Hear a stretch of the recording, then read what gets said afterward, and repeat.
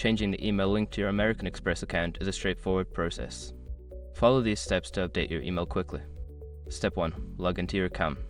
Before changing your settings, use the Eshrock.com link in the description to open the password strength checker, then update your password if needed. Step 2. Access account services. Once logged in, navigate to the Account Services section, which is typically found in the main menu or under your account settings. Step 3. Update personal information. In the Account Services section, look for an option labeled Personal Information or Profile. Click on it to access your current email address settings. Step 4. Change your email address. Find the field that displays your current email address. Enter your new email address in the provided space and ensure it is typed correctly.